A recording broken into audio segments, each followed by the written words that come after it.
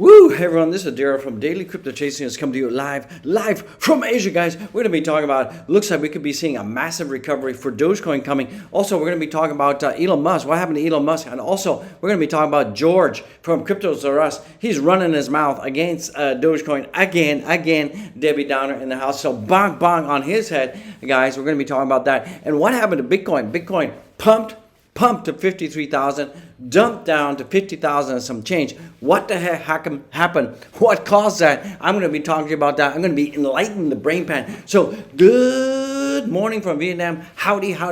It's Ric Flair of Crypto coming to you live, bringing the tips, bringing the trips, bringing the news. As you see it, guys, it's a great time to be live. So let's jump into the content without any further delay. Don't forget, none of this is financial advice, just an OG in the house to express my opinion, not a licensed financial advisor. Go down there right now, smash the likes, show some love for the OG. Guys, let's jump into content without any further delay. So the good news is Bitcoin is still up 23.3%. Now look at Ethereum. Ethereum is over $3,000 right now, and it's at up 31.37%. So that is lovely, jubbly out there. Dogecoin 111. If you love the Doge, you love the community out there. And guys, if you take a look at the heat map, it's kind of a mixed bag out there. We are seeing that Bitcoin did recover after it had that jump. And, you know, I had a pump and then a jump, right? So that's what's happening. Ethereum is beautiful. We haven't seen $3,000 for Ethereum for a very long time. Doge is down, down. Oh, humbug for the Doge. Now look at the Fear and Greed Index for Bitcoin right now. It's pumping. It's at 78. Now this is based on the pump that we had to 53,000. Tomorrow it's going to be probably back down to like 70, 71 out there. So that's probably what's going to happen out there. Let's take a look at crypto market. What's going on? Still, the total crypto market cap is below 2 trillion, but we're getting there. We're getting there. And right now, the darling of the show is definitely Ethereum above $3,000, guys. So it's a great time to be alive. Great freaking time to be alive. We're seeing BNB is up as well. Solana is down. Cardano is down. Avalanche is down. And the Dogecoin is down a disappointing 4.2%, guys. So, but we're still up for the week, guys. Still up for the week. And, guys, we're going to be talking about Dogecoin. Massive recovery.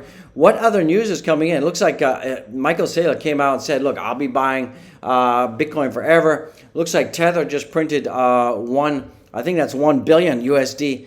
OKX exchange begins to work on ERC 7579 standard. That's cool. Exciting news. Binance to list StockNet's new token, STRK, and support its airdrop. So let's see what's happening, guys. Maybe it's time to jump into StockNet, not financial advice. So what happened? What happened with Bitcoin? Let me change this to the 4-hour chart. You guys get a better picture of what's going on out there.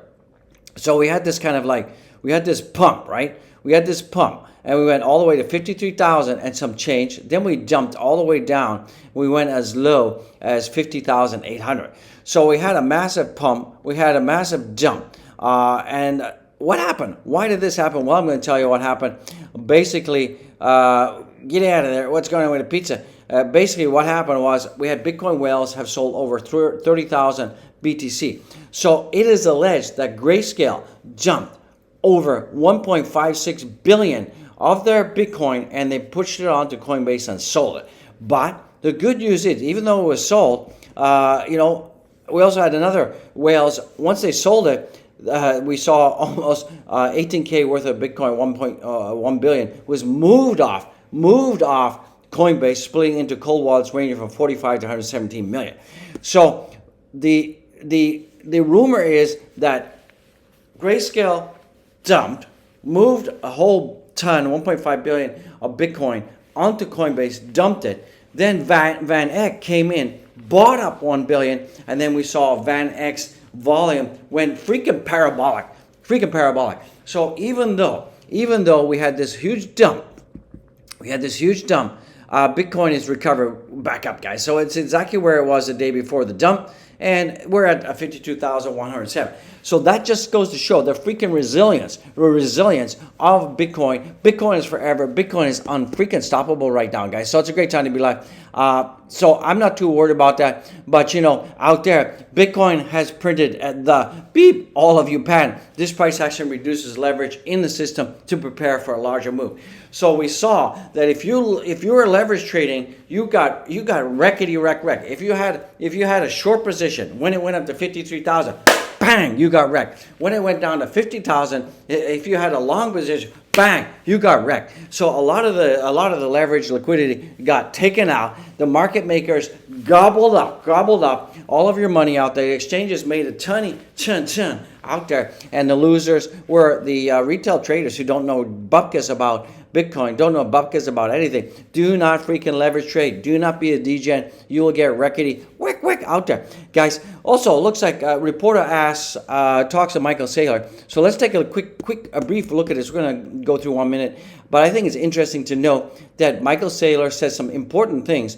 about Bitcoin and about crypto, guys. So let's buckle up. Last I checked, you have just under 200,000 Bitcoin. You take a look at the new spot Bitcoin ETFs. All told, they own over 700,000. Of course, a lot of that is the Grayscale Trust, but a lot of that, too, 200,000 or so, is from the 9 new ETFs on the market. With this new competition, is it going to become harder to source new Bitcoin from? So this is important. Is it going to be harder to source a new Bitcoin? MicroStrategy to buy?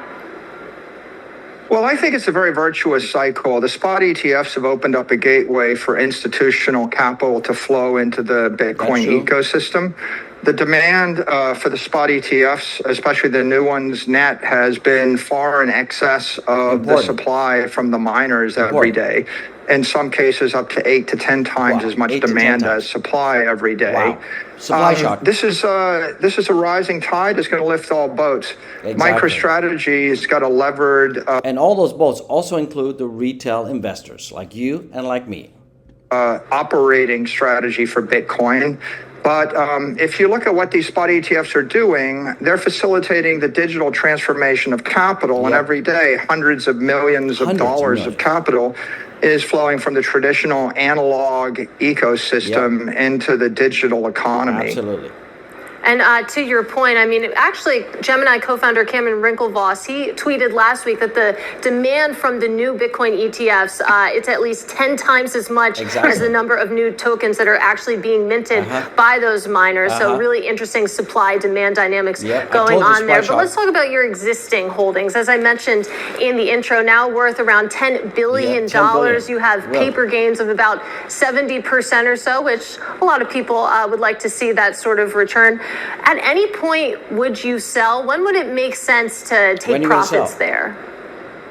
Well, I've famously said I'm going to be buying the top forever. Bitcoin is the exit strategy. It is the strongest asset. So what we see right now is the Bitcoin has just emerged as a $1 trillion asset class.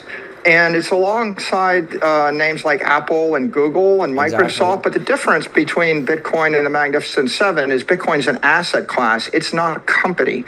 There's not enough room in the capital structure of those companies to hold 10 trillion or $100 trillion worth of capital. So Bitcoin's competing against gold, which is 10x what it is right now. It's competing against the S&P index. It's competing against real estate, $100 trillion plus asset class as a store of value.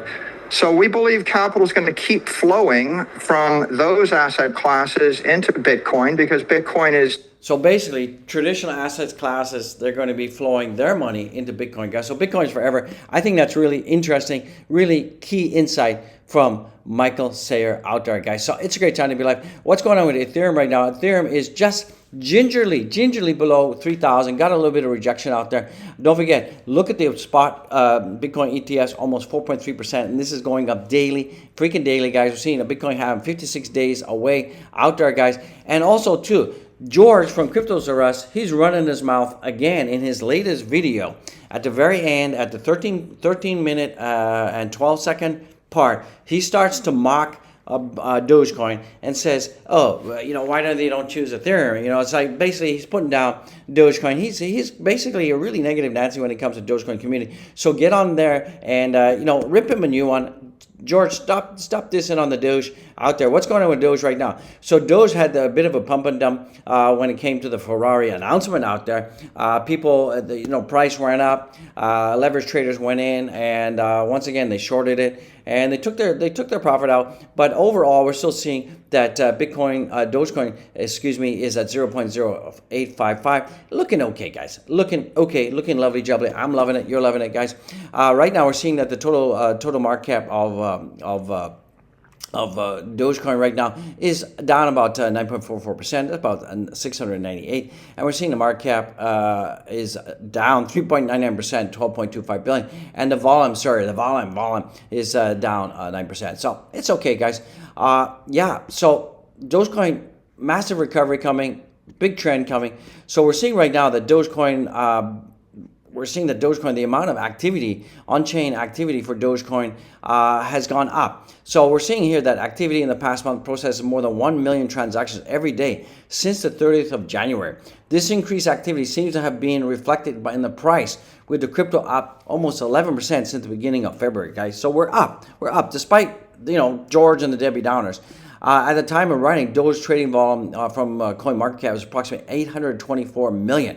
And that's an increase of 129%. So we're seeing a lot of activity. According to Dogecoin whale data, whale transactions greater than 100,000 now stand at 2.53 billion in the past 7 days. Notably, this transaction count from large investors activity seem to be providing the crypto with the biggest boost, guys. So the whales are getting in. Could Dogecoin rally to 20 cents? Dogecoin has started showing signs of life again, fueled in large part by whale activity. So the whales are getting more interested. They're gobbling up more Dogecoin. The crypto recently surged to 0.911, and that was on the back of the Ferrari announcement. Although still up 1% in a time frame, Doge has since corrected down 4.5% and is currently trading at around about, as I said, 0.085. But we're still above the 0.1 area resistance, guys. So we're still looking lovely, jubbly, guys. So don't worry about the Doge. Massive recovery trend is happening. I believe that Dogecoin is going to get back up to 9 cents, and we're going to pump to 10 cents, and it's just a matter of time. Chitty time. Guys, do you know that Elon Musk has been nominated for a Nobel Peace Prize? Wow. That is cool, guys, and that is his championing free speech out there, guys.